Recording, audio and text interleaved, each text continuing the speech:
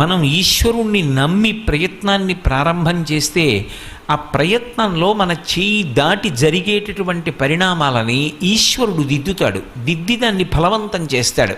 భగవంతుని మ్రోల నిలబడి ఆయన వంక చూసి కందుల నీళ్లు కారుస్తూ ఆయనకి తన కష్టాన్ని చెప్పుకుంటారు. ఆర్తో జిజ్ఞాసురర్థార్థీ జ్ఞానీచ భరతర్షభ, నేనేవో తప్పులు చేసి ఉండొచ్చు, కానీ ఇంత పెద్ద శిక్ష వెయ్యకు, నన్ను ఈ ఆపద నుంచి గట్టెక్కించు అని రెండు చేతులు చాపి ప్రార్థన చేస్తారు.